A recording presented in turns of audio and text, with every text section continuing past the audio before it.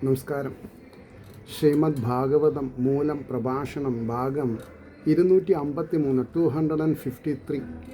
ഓം gum ഗണപതയേ നമഃ. ഓം some സരസ്വതേ സ്വാഹ. ഓം ശ്രീ ഗുരുഭ്യോ നമഃ. ഓം ശ്രീ രംഗനാഥ ശർമ്മണേ നമഃ.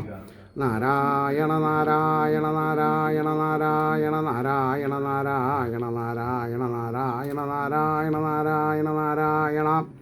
ഓം ശ്രീകൃഷ്ണായ പരബ്രഹ്മണേ നമഃ. ഓം ശ്രീകൃഷ്ണായ പരമാത്മനേ നമഃ. ഹരേ രാമ രാമ രാമ ഹരേ ഹരേ, ഹരേ കൃഷ്ണ കൃഷ്ണ കൃഷ്ണ ഹരേ ഹരേ. ഓം ശ്രീ രുക്മിണി സത്യഭാമ സമേത ശ്രീ ഗോപാലകൃഷ്ണസ്വാമിനേ നമഃ. ശ്രീമദ് ഭാഗവതം തൃതീയ സ്കന്ധം അധ്യായം 15 ശ്ലോകം 44. തേവാ അമുഷ്യവദനാസിത പത്മകോശം മുദ്ദീക്ഷ്യ സുന്ദരതരാധരകുന്ദഹാസം ലബ്ധാശിഷ പുനരവേശതീയമഘ്രിദ്വന്ദ്വം നഖാരുണമണിശ്രയണം നിദധ്യൂ. ഇതാണ് ശ്ലോകം. അതിൻ്റെ വാക്കാർത്ഥം പറയുകയാണെങ്കിൽ, അവരാകട്ടെ ഇവൻ്റെ മുഖമാകുന്ന നീലത്താമരമൊട്ടിനെ ഏറ്റവും സുന്ദരമായ അതിരത്തിൽ മുല്ലപ്പൂ പോലെയുള്ള മന്ദഹാസത്തോടു കൂടിയതായിട്ട് നല്ലവണ്ണം നോക്കിയിട്ട് ലഭിക്കപ്പെട്ട ആഗ്രഹത്തോടു കൂടിയവരായിട്ട് പിന്നെയും നഖങ്ങളാകുന്ന അരുണനിറമുള്ള രത്നങ്ങൾക്ക് ആശ്രയമായിരിക്കുന്ന അദ്ദേഹത്തിൻ്റെ പാദയുഗളത്തെ നോക്കിയിട്ട് ഏറ്റവും നന്നായി ധ്യാനിച്ചു. നമുക്കറിയാത്തതാണ് പറഞ്ഞു തരുന്നത്. എത്ര കേട്ടാലും മനസ്സിലാവില്ല. അത് ധ്യാനിക്കുക. ഇനി അതിൻ്റെ ഭാവാർത്ഥം പറയാണ്. അധിക സൗന്ദര്യമുള്ള അധരത്തിൽ വ്യാപിച്ചിരിക്കുന്ന മുല്ലപ്പൂ പോലെ ശുഭ്രമായ മന്ദഹാസത്തോടു കൂടിയിരിക്കുന്ന മുഖമാകുന്ന നീലത്താമര പൂവിനെ നല്ലവണ്ണം നോക്കിയപ്പോൾ തന്നെ അവരുടെ സർവ്വ അഭീഷ്ടങ്ങളും സാധിച്ചുവെന്നുള്ള കൃതാർത്ഥതയുണ്ടായി, ചാരിതാർത്ഥ്യം ഉണ്ടായി. എന്നിട്ടോ പിന്നെയും ചുവപ്പ് നിറമുള്ള രത്നം പോലിരിക്കുന്ന നഖങ്ങളോടുകൂടിയ വിരലുകളുള്ള ഭഗവാന്റെ പാദങ്ങളെ ഏറ്റവും ശ്രദ്ധയോടുകൂടി നോക്കിയപ്പോൾ സർവ പുരുഷാർത്ഥത്തെയും സാധിപ്പിക്കുന്ന ദിവ്യാംഗം ഇതുതന്നെ എന്ന ഭാവനയോടെ ആ പാദത്തെ ഏറ്റവും ധ്യാനിച്ച് ഉറപ്പിച്ചു. 45 ശ്ലോകം.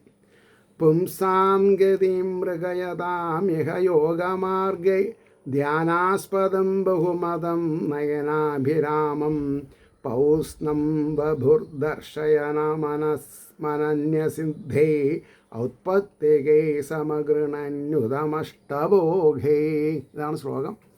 അതിൻ്റെ വാക്കാർത്ഥം പറയുമ്പോൾ, യോഗമാർഗങ്ങളിൽ കൂടെ പ്രാപ്യസ്ഥാനത്തെ അന്വേഷണം ചെയ്യുന്ന പുമാന്മാർക്ക്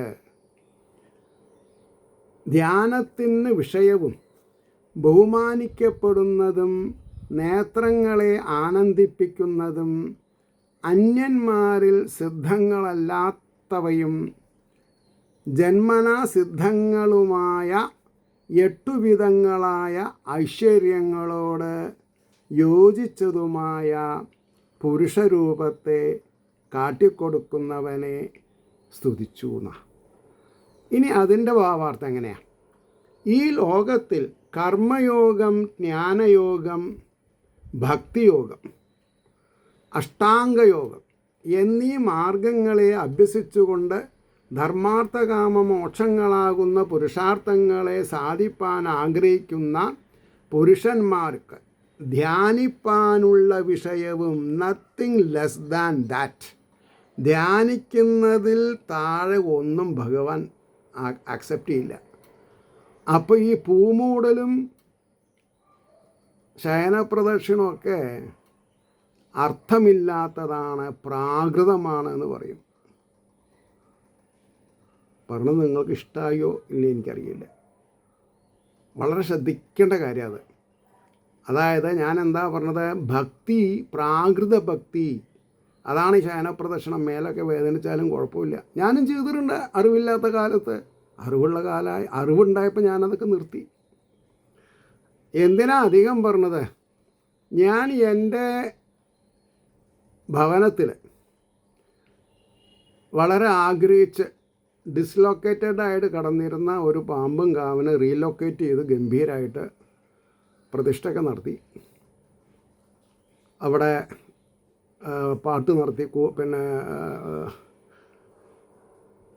അത് കഴിഞ്ഞിട്ട് അവർ പറഞ്ഞു, ഞാനൊരു സപ്താഹാചാരനാണെന്ന് മനസ്സിലാക്കിയപ്പോൾ അങ്ങേക്ക് 10 പൈസ ഇല്ലാതെ കൊണ്ട് എല്ലാ ആയില്യത്തിനും ഇവിടെ നിന്ന് ഉണർത്താം. അതായത് വിളക്ക് വെച്ച് ശുദ്ധോദകം ഒരു അഭിഷേകം ചെയ്ത് ചവിലും മലരും നേദിച്ചാൽ ഗംഭീരമായി പറഞ്ഞു. അങ്ങനെ അത് തുടങ്ങിയപ്പോൾ കുറച്ച് ദിവസം കഴിഞ്ഞപ്പോഴേക്കും ഒരു പ്രശ്നചിന്ത എന്ന് വേണമെങ്കിൽ പറയാം. നിത്യപൂജ കിട്ടിയാൽ തർക്കടില്ല എന്നൊരഭിപ്രായം അവർക്ക്. അത് അവരല്ല. ഞാൻ എന്ത് ചെയ്തു, ഈ അതായത് നമ്മുടെ കേരള രീതിയിൽ പല സ്ഥലങ്ങളിലും ബ്രഹ്മരക്ഷസ് പറഞ്ഞിട്ടൊരു പ്രതിഷ്ഠയുണ്ട്. അതിൽ ഉത്തമം മധ്യമം അതൊക്കെ ഉണ്ട് കേട്ടോ.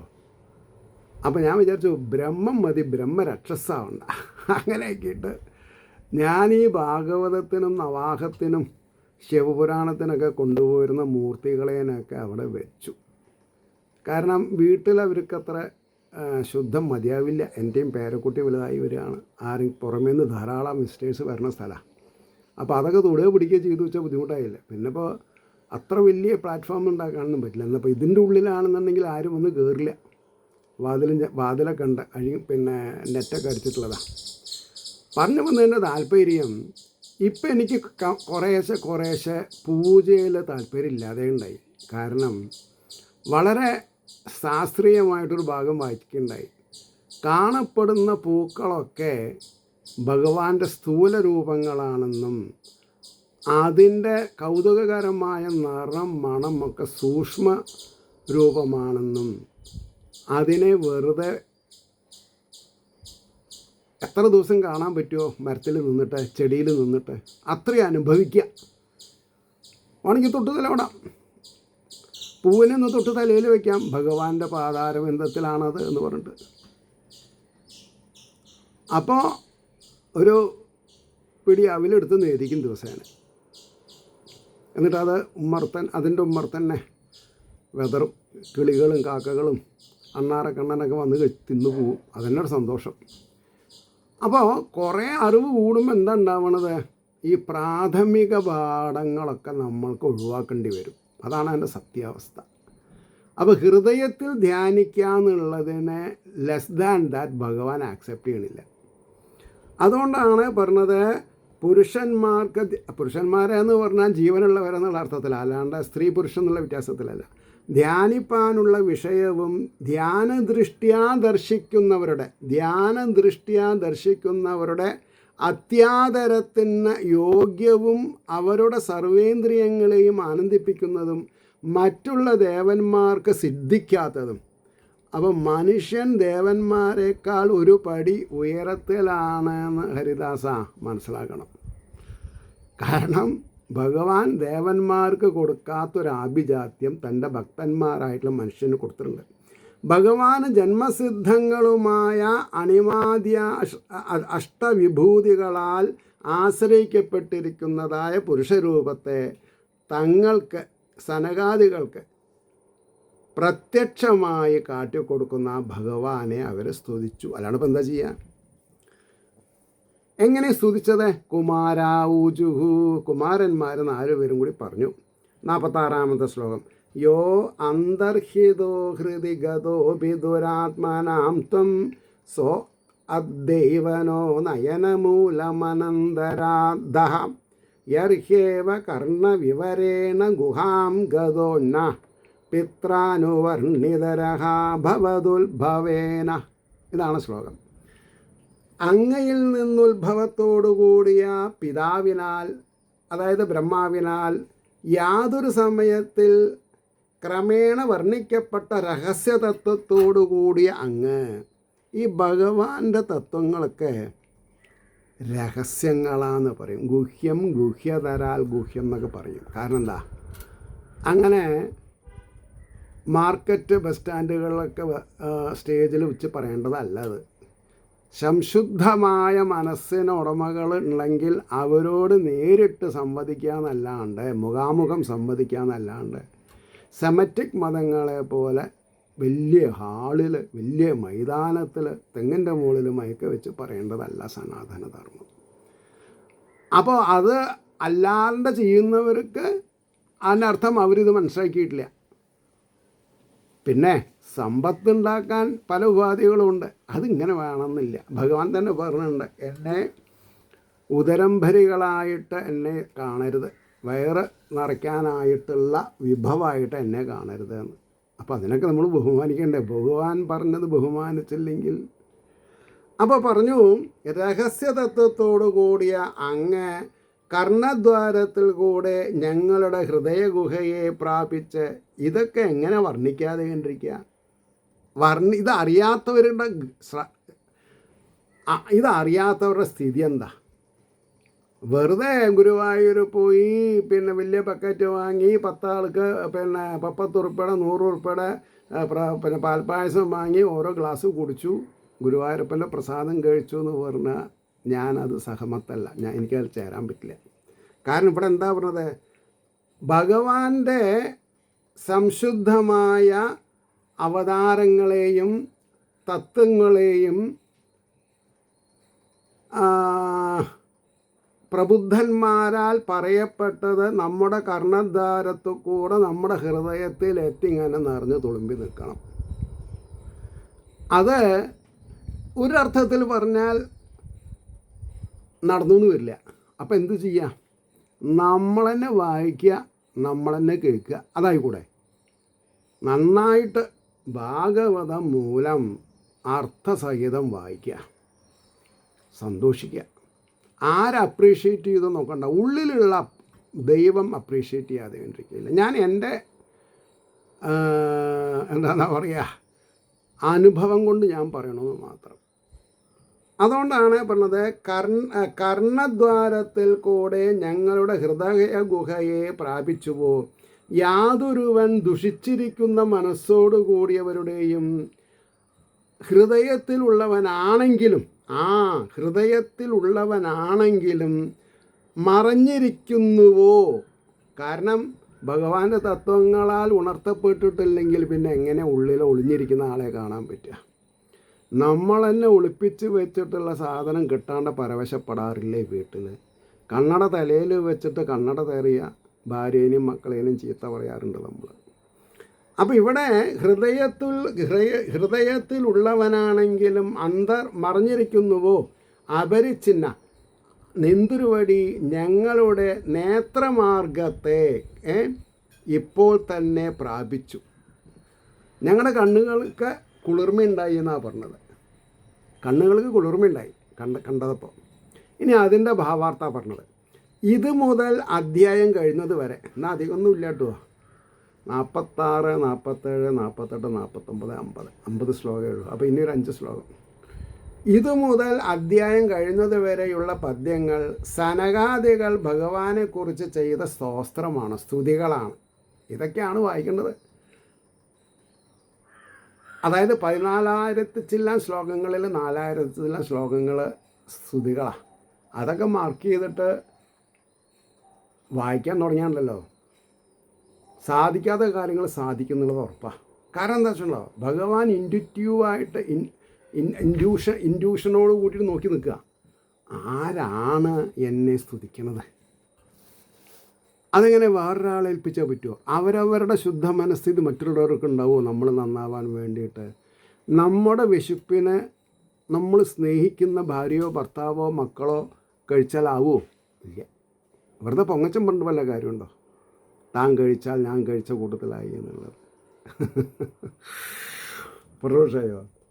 അപ്പോൾ ഇത് മുതൽ അപ്പോൾ ഹേ അനന്ത തുടങ്ങി. ഹേ അനന്ത, ആരാലും പരിച്ഛേദിക്കപ്പെടുവാൻ കഴിയാത്ത മഹിമയോട് കൂടിയ ഭഗവൻ അങ്ങ് ഞങ്ങളുടെ നേത്രങ്ങൾക്ക് വിഷയമായി ഭവിച്ചത് ഞങ്ങളിൽ പ്രകാശിപ്പിച്ചതായ കാരുണ്യവൈഭവം തന്നെ. അതാണ് കാരുണ്യവൈഭവമാണ്. എന്തുകൊണ്ടെന്നാൽ ദേഹേന്ദ്രിയാദികളിൽ ആത്മഭാവത്തോടുകൂടി വസിക്കുന്ന മലിന മനസ്കന്മാരുടെയും ഹൃദയത്തിൽ വസിക്കുന്നുണ്ടെങ്കിലും അവർക്ക് അങ്ങയെ കാണുവാനോ അറിയുവാനോ കഴിയാത്ത വിധത്തിൽ അവരിൽ മറിഞ്ഞിരിക്കുന്നത് നിന്തിരുവടിയുടെ സ്വഭാവമാകുന്നു. തന്നെ അറിയാൻ ശ്രമിക്കുന്നുണ്ടെന്ന് പറഞ്ഞാൽ അപ്പോൾ കളം മാറ്റി ചവിട്ടും അദ്ദേഹം. കുറച്ച് പ്രയത്നിക്കാണ്ട് എന്നെ കാണണ്ടെന്ന് പറയുക. എന്നെ കുറുക്ക് വഴിയില്ല, ഭഗവാനെ ദർശിക്കാൻ കുറുക്ക് വഴിയില്ല. ആർക്ക് ദക്ഷിണ കൊടുത്തിട്ട് ഇൻഫ്ലുവൻസിൽ ശ്രീലകത്തിൻ്റെ മുമ്പിൽ എത്തിയിട്ടും കാര്യമില്ല. ശ്രീലകത്തിൻ്റെ മുമ്പിൽ നിങ്ങൾ കാണുന്നത് വിഗ്രഹത്തിനെയാണ്. എന്നിട്ട് നിങ്ങൾ പറയും ഭഗവാന്റെ കണ്ണിൽ കരടുണ്ടേ. ഇനി ഞാനൊന്നും പറയൂല. പക്ഷേ ഭഗവാന്റെ കണ്ണിലല്ല കരട്. കരട് നമ്മുടെ മനസ്സിലാണ്. പക്ഷേ നിരാകാരനായിരിക്കുന്ന ഭഗവാന് കണ്ണിൽ കരടുണ്ടായ എന്താ?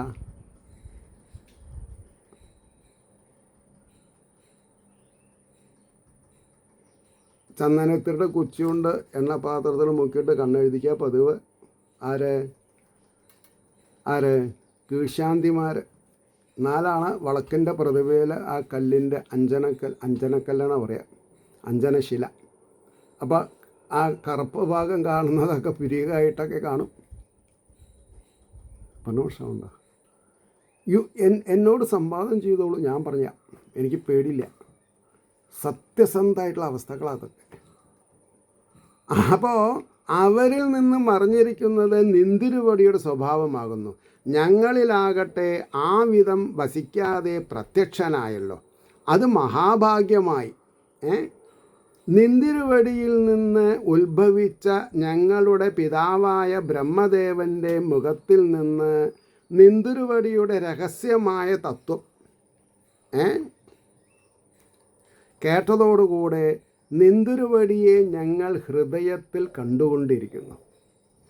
അവരെന്താ വിഗ്രഹം വെച്ച് ആരാധിക്കേണ്ടത് ചെയ്യണില്ല. അവർ കണ്ണടയ്ക്കാൻ ഭഗവാനെ കണ്ണ്. ആ രൂപത്തെ ഇപ്പോൾ പ്രത്യക്ഷമായി കാട്ടിത്തന്നത് അവിടുത്തെ കൃപാതിശയം തന്നെ. 47-ാമത്തെ ശ്ലോകം. തം ത്വാ വിദാമ ഭഗവൻ പരമാത്മതത്വം സത്വേന സംപ്രതിരതിം രചയന്തമേഷാം യത്തെ അനുതാപവിദിതേ ദൃഢഭക്തിയോഗൈ ഉദ്ഗ്രന്ഥയോ ഹൃദി വിദുർമുനയോ വിരാഗാഃ.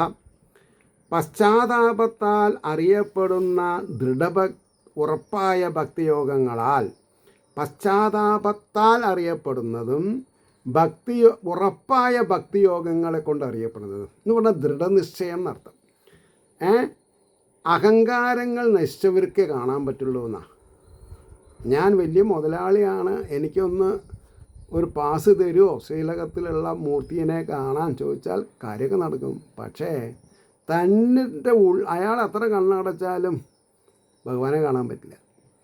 നശിച്ചവരും രാഗം നശിച്ചവരുമായ മുനികൾ യാതൊന്നിനെ ഹൃദയത്തിൽ അറിയുന്നുവോ? അല്ലയോ ഭഗവാനെ, സത്വഗുണം നിമിത്തം എത്ര ശതമാനം സത്വഗുണമുണ്ട്? ഇവർക്ക് ഭജിക്കുന്നവർക്ക് പ്രീതിയെ ഉണ്ടാക്കി തീർക്കുന്ന സത്യമായ ആ പരമാത്മാവ്. സത്യം എന്താ? പരമാത്മാവ്. വേറെ ഉള്ളതൊന്നും സത്യമല്ല. ഞാൻ കണ്ടും കേട്ടതൊക്കെ കാഴ്ചകൾ സ്വയം മാറില്ലേ? അപ്പോൾ സത്വഗുണം നിമിത്തം ഭജിക്കുന്നവർക്ക് പ്രീതിയെ ഉണ്ടാക്കി തീർക്കുന്ന, സത്വഗുണം കൊണ്ട് ഭജിക്കുന്നവരോട് പ്രീതി ഉണ്ടാവും ഭഗവാൻ. ആരപ്പം അതിനും ഭജന പാടുന്നത്? തബല തല്ലിപ്പൊളിക്കലല്ല കേട്ടോ ഈ ഭജന എന്ന് പറഞ്ഞാൽ. കണ്ണടച്ച് ഈശ്വരൻ്റെ വാക്കുകൾ പാടുന്നേ. നാരായണ എന്നുള്ള 4 അക്ഷരത്തിനെ നീട്ടിയും കുറിക്കും കൊണ്ടുമാണ് മഹതി എന്നുള്ള വീണയിൽ നാരദർ പാടിയിരുന്നത്. അപ്പോൾ സത്യമായ ആ പരമാത്മാവ് അങ്ങ് തന്നെ എന്ന് ഞങ്ങൾ അറിയുന്നു. അതായത് അവരവരിലുള്ള ആത്മാവാണ് ഭഗവാൻ, ബ്രഹ്മം എന്നുള്ളത് എത്രത്തോളം നേരത്തെ നമ്മൾ അറിയണോ അത്രത്തോളം നമ്മൾക്ക് നന്മയുണ്ടാവും. ഇനി അതിൻ്റെ ഭാവാർത്ഥാണ് പറഞ്ഞത്. കഷ്ടം, ഇത്രയും കാലം തുച്ഛമായ സംസാര സുഖത്തെ അന്വേഷിച്ചുകൊണ്ട് ലക്ഷ്മീനാരായണ പൂജയ്ക്ക് ചെയ്ത് അല്ലേ, എങ്ങനെയെങ്കിലും 10 കാശ് ഫിക്സഡിലുണ്ടാവണമെന്നാ, പറ്റിച്ചാൽ ഗൾഫിലോ അല്ലെങ്കിൽ സ്വിറ്റ്സർലാൻഡിലോ കൊണ്ട് ഡെപ്പോസിറ്റ് ചെയ്താൽ തർക്കമില്ലാന്നാ, അതുകൊണ്ടൊന്നും കാര്യമില്ല. അപ്പോൾ അന്വേഷിച്ചുകൊണ്ട് വൃഥാ കാലക്ഷേപം, ആക്ഷേപങ്ങളോടുകൂടി കാലത്തെ ചെയ്തു എന്നുള്ള പശ്ചാത്താപം എപ്പോൾ ജനിക്കുന്നുവോ അപ്പോൾ ശ്രവണമനനാദികളായ ഭക്തിമാർഗങ്ങളിൽ പ്രവൃത്തി ആരംഭിക്കും. അതായത് ശ്രവണ മനനാദി വേണം. ശ്രവിക്കുക, മനനം ചെയ്യുക, കീർത്തിക്കുക ഒക്കെ വേണം. ക്രമത്തിൽ ദേഹേന്ദ്രിയാദികളിൽ ഉണ്ടായിരുന്ന അഹംഭാവം നശിക്കും. ഗ്രാജുവലി ദേഹത്തിലുള്ള അഹങ്കാരം നശിക്കും. അത് സമ്മതിക്കില്ല ആൾക്കാർ, അത് മോശം. അപ്പോൾ വിഷയവിരക്തിയും സംഭവിക്കും. അപ്പോൾ വിഷയവിരക്തി വേണമെന്നുണ്ടെങ്കിൽ ഈഗോ പോകണം. ആണിൻ്റെ ആണെങ്കിലും ശരി, പെണ്ണിൻ്റെ ആണെങ്കിലും ശരി. ഈ നിലയിലെത്തുന്ന മുനിമാർ യാതൊരു പരമാത്മാവിനെ ഹൃദയത്തിൽ സാക്ഷാത്കരിക്കുന്നുവോ, ഞങ്ങളുടെ പിതാവായ ബ്രഹ്മദേവൻ ഞങ്ങൾക്ക് ഉപദേശിച്ചതായ ആ സത്യമായ പരമാത്മസ്വരൂപൻ നിന്തുരുവടി തന്നെ എന്ന് ഞങ്ങൾ അറിയുന്നു. ഭക്തന്മാരെ ആനന്ദിപ്പിക്കുവാൻ വേണ്ടിയിട്ടാണ് ശുദ്ധസത്വപ്രധാനമായ ഈ സ്വരൂപത്തെ ശേഷയ നിന്തിരുവടി അംഗീകരിച്ചിരിക്കുന്നത്. ഈ ഒരു രൂപം ഇങ്ങനെ ഇഷ്ടജനങ്ങൾക്ക് ഒരു ഫ്രീ പാസ്സൊക്കെ കൊടുത്തിട്ട് കാണിച്ചു കൊടുക്കുന്നത് എന്തിനാശുണ്ടോ? തന്നെ ആരാധിക്കുന്നവർക്ക് കഷ്ടപ്പാടുകൾ വരാൻ പാടില്ല എന്നുള്ളൊരാഗ്രഹം കൊണ്ടാണ്. ഇനി 48ാമത്തെ ശ്ലോകം പറയണോ? ന അത്യന്തികം വിഗണയന്ത്യപി തേ പ്രസാദം കിന്തു അന്യതർപ്പിതഭയം ഭ്രുവ ഉന്നയസ്തേ യേ അംഗ ത്വദംഘ്രിശരണാം ഭവത കഥായാം കീർത്തന്യതീർത്ഥയസസാ കുശലാരസജ്ഞാം. കീർത്തിപ്പാൻ യോഗ്യവും പരിശുദ്ധിയെ ജനിപ്പിക്കുന്നതുമായ യശസ്സോടുകൂടിയ നിന്തുരുവടിയുടെ കഥകളുടെ രസം അറിയുന്നവരും രസം അറിയാത്തവർ, ഇപ്പോൾ കഥകളിയുടെ പാട്ടോ മുദ്രയോ വാദ്യ മഹിമയോ അറിയാത്തവർ എന്താ കഥകളി കാണുക? ഒന്നല്ലെങ്കിൽ മഹാഭാരതം കഥ അറിയണം, പാട്ടിൽ കുറച്ചൊരു ഭ്രമം വേണം, മുദ്ര കൊടുക്കുണ്ടായ നന്നായി, അല്ലെങ്കിൽ വാദ്യ ആവിഷ്കാരം അല്ലേ. അപ്പോൾ സ്വകാര്യം സാധിപ്പാൻ സമർത്ഥന്മാരുമായ യാതൊരുത്തൻ നിന്തിരുവടിയുടെ പാദത്തെ ശരണം പ്രാപിച്ചവരായിരിക്കുന്നുവോ അവർ അങ്ങയുടെ പുരുകത്തിൻ്റെ ചലനങ്ങളാൽ അർപ്പിത ഭയം, നിശ്ചയിക്കപ്പെട്ട ഭയത്തോടുകൂടി അന്യമായി തന്നെ വിശേഷമായി ഗണിക്കുന്നില്ല. എന്തു പറയണമോ, നാശരഹിതമായ അങ്ങയുടെ അനുഗ്രഹരൂപമായ മോക്ഷത്തെ കൂടെ, അങ്ങയുടെ അനുഗ്രഹമാണ് മോക്ഷം, ആദരിക്കുന്നില്ല. ഭക്തി ഉണ്ടായാൽ മതി, മോക്ഷം വേണ്ടാന്ന് പറഞ്ഞ ആൾക്കാരുണ്ട്. നാരദരൊക്കെ അതിൽപ്പെട്ട ആൾക്കാരാണ്. ഇനി അതിൻ്റെ ഒരു ഭാവാർത്ഥം പറയണോ? ഹേ ഭഗവൻ, കീർത്തിപ്പാൻ യോഗ്യവും കീർത്തിക്കുന്നവർക്കും കേൾക്കുന്നവർക്കുമുള്ള അശുഭവാസനകൾ അകറ്റി, ഇത് നമ്മൾ പ്രത്യേകം മനസ്സിലാക്കണം. അശുഭവാസനകൾ വന്നോട്ടെ, പക്ഷെ നമ്മൾ എന്ത് ചെയ്താൽ മതി? നാരായണ ജപിക്കുക. കുറേ കഴിയുമ്പോൾ ഈ ശബ്ദം കേൾക്കുമ്പോഴേക്കും മറ്റൊരു ഓടിപ്പോവും, അശുഭവാസനകൾ ഓടിപ്പോവും. അപ്പോൾ അശുഭവാസനകളകറ്റി പരിശുദ്ധിയെ ജനിപ്പിക്കുന്നതിന് സമർത്ഥവുമായ യശസ്സോടുകൂടിയ അങ്ങയുടെ കഥകളുടെ രസം അറിയുന്നവരും പരമപുരുഷാർത്ഥമാകുന്ന പ്രയോജനത്തെ പ്രയാസം കൂടാതെ സമ്പാദിപ്പാനുള്ള ഉപായം അറിയുന്നവരുമായ ജനങ്ങൾ അങ്ങയുടെ പാദകമലത്തെ സർവാത്മന ശരണം പ്രാപിക്കുന്നു. സർവാത്മന നാശരഹിതവും അങ്ങയുടെ പരമപ്രസാദസ്വരൂപവുമായ മോക്ഷത്തെ കൂടെ അവർ ആഗ്രഹിക്കുന്നില്ല. എന്നിരിക്കെ നിന്തിരുവടിയുടെ പുരികമാകുന്ന കാലശക്തി, ഈ പുരികം അല്ലേ, നമ്മുടെ പുരികം വളയില്ലേ ദേഷ്യം വരുമ്പോൾ, അപ്പോൾ അതാണ് കാലശക്തി. വ്യാപാരത്താൽ ക്ഷണത്തിൽ നശിക്കുന്ന ഇന്ദ്രാധിപതത്തെ കൂടെ അവർ ആഗ്രഹിക്കുന്നില്ലെന്ന് പറയണമോ? ഇന്ദ്രൻ്റെ പദം കൂടി വേണ്ട എന്ന് വെച്ചിട്ടുള്ള ആൾക്കാരുണ്ട്. 49 കാമം ഭവസ്വവൃജിനേ നിരയേഷു നസ്താത് ചേതോ അളിവദ്യതിനു തേ പദയോരമേത വാചശ്ച നസ്തുളസിവദ്യതിതേ അംഗ്രിശോഭാ പുര്യേതതേ ഗുണഗണൈരതി കർണരന്ധ്ര. ഞങ്ങളുടെ ചേതസ് വണ്ടെന്ന പോലെ അങ്ങയുടെ പാദങ്ങളിൽ രമിക്കുമെങ്കിൽ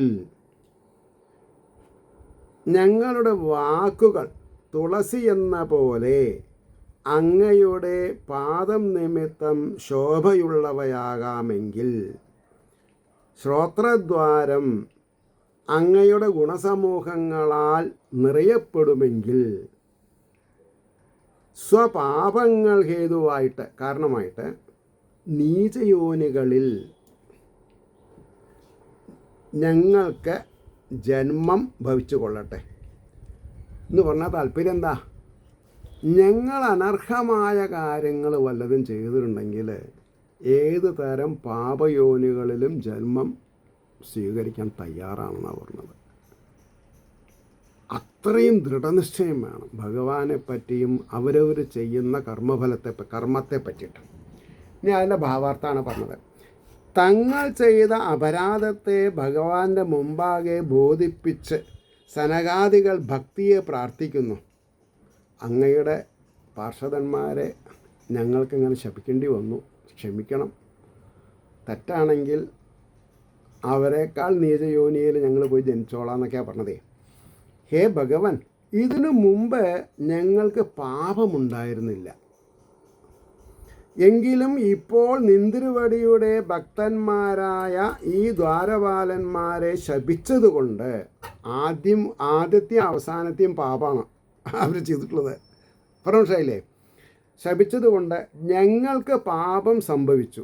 അതിൻ്റെ ഫലമായിട്ട് നീചയോനികളിൽ ഞങ്ങൾ ജനിക്കേണ്ടവരായി വരുമെങ്കിൽ അത് സംഭവിച്ചു കൊള്ളട്ടെ. പക്ഷെ ഞങ്ങൾക്ക് ഭക്തി ഉണ്ടാവണം. വെറുതെയാണോ പറിച്ചു വിറ്റ് പന്തിരുകുലത്തിൽ പാക്കനാർ വലിയൊരു വേദജ്ഞാനിയുടെ കൂട്ടത്തിലായി ഇല്ലേ? സ്വന്തം ജ്യേഷ്ഠനായ അഗ്നിഹോത്രിക്ക് കൂടി പറയാണ്ട് വേദമഹിമ പറഞ്ഞു കൊടുത്തു, അറിവ് പറഞ്ഞു കൊടുത്തു. അതൊക്കെയാണ് മനസ്സിലാക്കേണ്ടത്. അപ്പോൾ അത് സംഭവിച്ചു കൊള്ളട്ടെ. അത് വരുത്താതെ ഞങ്ങളെ അനുഗ്രഹിക്കണമെന്ന് ഞങ്ങൾ അപേക്ഷിക്കുന്നത്. ഇതിനാണ് ധവളപത്രം എന്ന് പറയാം. മനസ്സിലായില്ലേ? എന്നാൽ ആ ജന്മങ്ങളിലും ഞങ്ങളുടെ മനസ്സ് പുഷ്പങ്ങളിൽ രമിക്കുന്ന വണ്ടെന്ന പോലെ നിന്തിരുവടിയുടെ പാദങ്ങളിൽ രമിക്കണം. ഏത് ജാതിയിൽ ജനിച്ചാലും ശരി. നാരായണഗുരുവായിട്ട് ജനിച്ചാൽ എന്താ കുഴപ്പം? ചട്ടമ്പി സ്വാമികൾ, രമണ മഹർഷി, ശങ്കരാചാര്യർ പറഞ്ഞ പ്രശ്നമുണ്ടോ? അപ്പോൾ വാക്കുകൾ തുളസി എന്ന പോലെ നിന്തിരുവടിയുടെ പാദശോഭകളെ വർണ്ണിക്കുന്നവയായി വരണം. ശ്രോത്രദ്വാരങ്ങൾ അങ്ങയെക്കുറിച്ചുള്ള കഥാശ്രവണം കൊണ്ട് നിറയണം. ഇങ്ങനെ വരുവാൻ അനുഗ്രഹിക്കണമേ എന്ന് പറഞ്ഞു. ഇനി 15-ാം അധ്യായത്തിലെ അവസാനത്തെ ശ്ലോകം നമ്പർ 50. പ്രാതുശ്ചകർത്തയതിദം പുരുഹൂതരൂപം തേനേശ നിർവൃതിമവാപുരലം ദൃശോ ന തസ്മായിദം ഭഗവതേ നമയിദ്വിധേമ യോ അനാത്മനാം ദുരുദയോ ഭഗവാൻ പ്രതീത. യാതൊരുവൻ അന്ധക്കരണം സ്വാധീനമില്ലാതിരിക്കുന്നവർക്ക് ഉദയത്തോടുകൂടാത്തവനോ ഐശ്വര്യപരിപൂർണൻ പ്രത്യക്ഷമായറിയപ്പെട്ട് ഹേശ ഈശ്വരാം അധികമായ കീർത്തിയോടുകൂടിയവനെ ഈ രൂപം പ്രത്യക്ഷമാക്കി എന്നത് യാതൊന്നോ, അതുകൊണ്ട് ഞങ്ങളുടെ കണ്ണുകൾ ഏറ്റവും ആനന്ദത്തെ പ്രാപിച്ചു. ആ ഭഗവാനായിക്കൊണ്ട് നമസ്കരിക്കണം. ഇനി അതിൻ്റെ ഭാവാർത്ഥം പറഞ്ഞാൽ 15-ാമത്തെ അധ്യായം കഴിയണം. അടുത്ത ദിവസം നമുക്ക് 16-ാമത്തെ അധ്യായം തുടങ്ങാം. അപ്പോൾ എന്താ അതിൻ്റെ ഭാവാർത്ഥം? വന്ന കാര്യം സാധ്യമായി എന്നറിയിച്ചുകൊണ്ട് ഭഗവാനെ നമസ്കരിക്കണം. പരമകീർത്തിയോടുകൂടിയ ഹേ ഈശ്വര, ഈ സ്വരൂപത്തെ ഇപ്രകാരം ഞങ്ങളുടെ മുമ്പാകെ പ്രത്യക്ഷമാക്കിയതുകൊണ്ട് ഞങ്ങളുടെ നേത്രങ്ങൾക്ക് പരമാനന്ദത്തെ പ്രാപിച്ചു. വിഷയാവിഷ്ടചിത്തന്മാർക്ക്, വിഷയങ്ങളിൽ ആഗ്രഹമുള്ളവർക്ക് ഈ വിധം സാക്ഷാത്കാരം സിദ്ധിക്കുകയില്ല. അപ്പോൾ ഗുരുവായൂരപ്പനെ കണ്ടു, ഞങ്ങൾ സംസാരിച്ചു എന്നൊക്കെ കുറേ ആൾക്കാരിങ്ങനെ അനുഭവ കഥ പറയുന്നുണ്ട്. ഭാഗവതം പഠിച്ചിട്ട് മിണ്ടിപ്പോവില്ല ഒരാൾ. ഇതിൻ്റെ അർത്ഥതലം മനസ്സിലാക്കിയാൽ മിണ്ടിപ്പോവില്ല. അത്ര ഉറപ്പാണ് എനിക്ക്, കുറിപ്പിൻ്റെ ഉറപ്പാണ്. അപ്പോൾ ദുർലഭമായ ഈ രൂപദർശനത്തിന് വേണ്ടി തന്നെ ഞങ്ങൾ ഇവിടെ വന്നത്, അത് സാധിച്ചു. ഇപ്രകാരം ഞങ്ങളെ അനുഗ്രഹിച്ച പരമൈശ്വര്യ സ്വരൂപനായ അങ്ങയ്ക്ക് നമസ്കാരം എന്ന് പറഞ്ഞിട്ടാണ് അവസാനിപ്പിക്കുന്നത്.